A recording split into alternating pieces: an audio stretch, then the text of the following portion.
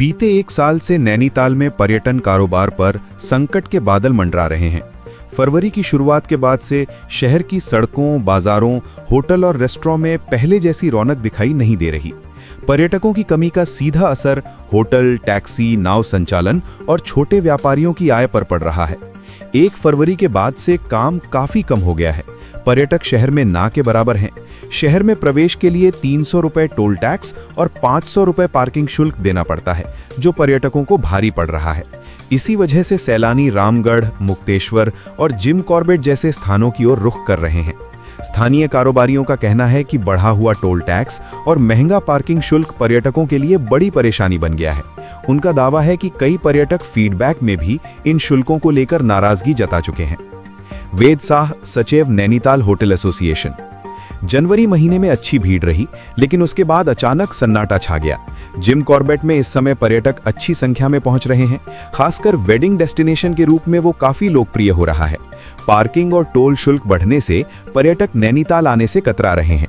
इस मुद्दे पर नगरपालिका अध्यक्ष से भी वार्ता हुई है। जल्द ही बोर्ड बैठक में मामला उठाया जाएगा।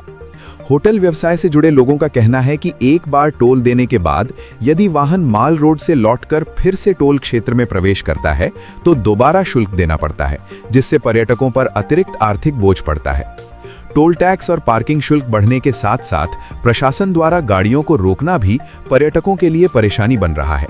अगर यही हाल रहा तो आने वाले समय में नैनीताल का पर्यटन गंभीर संकट में पड़ सकता है।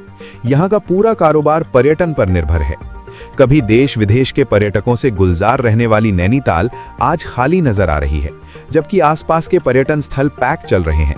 ऐसे में स्थानीय व्यापारियों ने प्रशासन से टोल टैक्स और पार्किंग शुल्क पर पुनर्विचार की मांग की है, ताकि सरोवर नगरी की रौनक एक बार फिर लौट सके। लेकिन नैनीताल में भी पिछले कुछ समय से ऐसा ट्रेंड हो गया कि जो तो लॉन्ग वीकेंड्स आते हैं उसमें तो थोड़ी भीड़, टूरिस्ट आता है, भीड़ होती है, फुटफॉल आता है।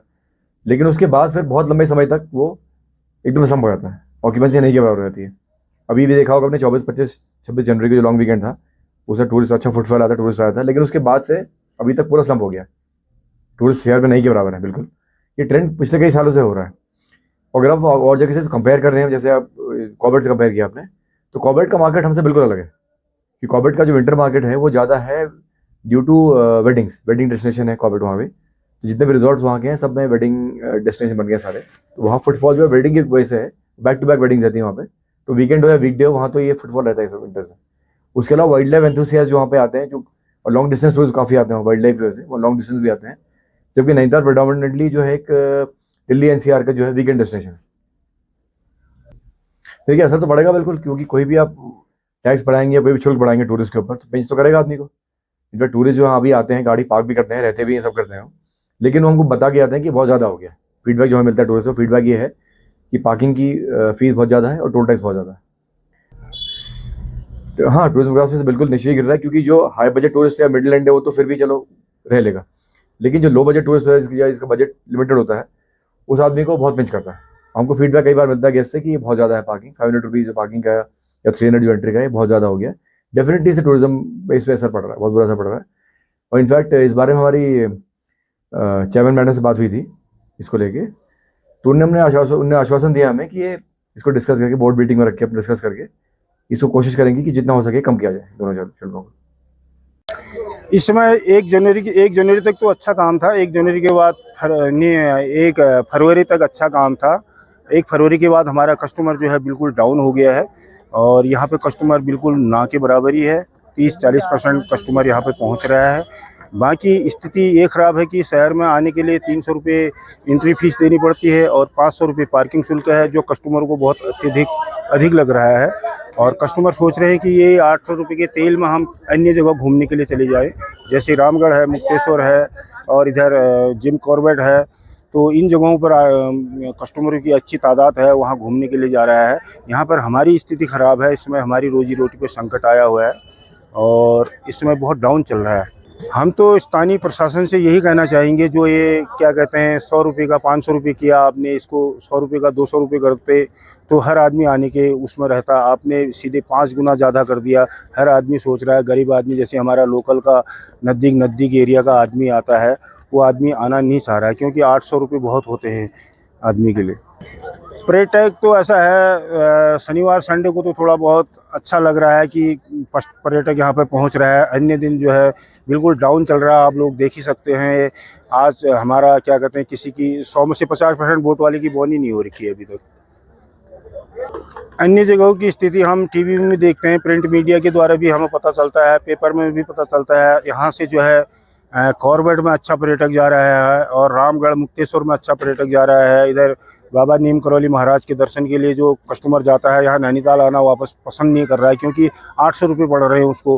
वो वहीं से बैग हो के रामगढ़ मुक्तेश्वर की साइड घूमने चल देता है। यहाँ पर हमारा शहर जो है इसमें कस्टमर के बिना बिल्कुल वीरान लग रहा है। इसके 3 कारण मैं समझता हूँ मेन है। पहला टोल, दूसरा पार्किंग और तीसरा जो गाड़ियां रोक रहे हैं। सर देखें ना कि एक तो टोल 300 रुपये है, पार्किंग 500 रुपये। अगर गेस्ट कंफ्यूज होकर दोबारा 15 या 20 मिनट के बाद वापस टोल पे जा रहा है तो उससे दोबारा टोल लिया जा रहा है। तो अब बताइए कि 500 रुपये पार्किंग और 600 रुपये टोल हो गया, 6 5 1100 रुपये तो ऐसे ही दे रहा है। और प्रशासन की इतनी लापरवाही है कि वो देख नहीं रहा है, नगर पालिका है। तो इसका निष्कर्ष तो निकलना चाहिए कि 1 घंटा या आधा घंटा उनको देना चाहिए कि दोबारा वो बेचारा बाय मिस्टेक वापस आ रहा है तो उसको देना चाहिए ना, वो टाइम बिल्कुल कम होना चाहिए सर। ऐसा तो नैनीताल का पर्यटन खत्म हो जाएगा। और हर गेस्ट की यही चीज है कि 300 रुपये और 500 रुपये यही कहता है गेस्ट। सर इसका तो बिल्कुल जीरो है फीडबैक कि आपके नैनीताल में इतना तो इंडिया में कहीं नहीं है टोल ना पार्किंग है। ये दर्शन सर देखे ना, मुक्तेश्वर है, रामगढ़ है, ये अच्छे खासे चल रहे हैं। और कैंची बाबा की साइड देखिए आप, कैंची मंदिर पे अमूमन पूरी रोड ब्लॉक है सर, इतना तगड़ा जाम है और गेस्ट नैनीताल क्यों नहीं पहुंच रहा है, वो तो सोचना पड़ेगा प्रशासन को। रामनगर वीकेंड पे 80 या 70% पैक चल रहा है सर और नैनीताल खाली चल रहा है। तो इसका क्या मतलब होता है, क्या रीजन है? आप गाड़ियां 3 साल से रोक रहे हैं, उसका कुछ तो असर होना चाहिए कि मतलब गाड़ियां रुक रही हैं तो कुछ तो फायदा हो। इसके नुकसान ज्यादा हो रहे हैं सर, ये तो देखना पड़ेगा आप लोगों को। सर गेस्ट आ नहीं रहा है, पार्किंग हमने देखा है किसी जमाने पे कि नैनीताल का फ्लैट मैदान भी पूरा खोल दिया जाता था कुछ मई और जून के लिए पार्किंग के लिए, तो वो एक सुविधा थी। आज तो इतनी पार्किंग होने के बाद भी गेस्ट के नीचे गाड़ियां रोकी जा रही हैं और 3-4 साल से रोकी जा रही हैं। तो उसका फायदा तो बताया हमें कि क्यों रोकी जा रही हैं और उसका नुकसान हम बता सकते हैं कि क्या है। एक लेबर क्लास आदमी से लेकर जो सामान लेके आता है, नाव वाला है, टैक्सी वाला है, होटल वाला है या रेस्टोरेंट वाला है, सब उसी से तो जुड़े हैं सर। तो ये तो बहुत गलत बात है, प्रशासन को सोचना चाहिए इस बारे में। ये तो पर्यटक नगरी है सर, अगर गेस्ट ही नहीं आएगा और गलत चीजें लेके जाएगा कि नैनीताल में तो यार 2-2 3-3 घंटे का जाम लग रहा है, 300 रुपये टोल ले रहे हैं, 500 रुपये पार्किंग ले रहे हैं, 15 मिनट वापस जा रहे हैं फिर टोल ले रहे हैं, ये तो बहुत गलत बातें हैं। तो इस तो सोचना पड़ेगा हम लोगों को, सबको मिलकर सोचना पड़ेगा, नगर पालिका को सोचना पड़ेगा कि ये सही है या गलत है।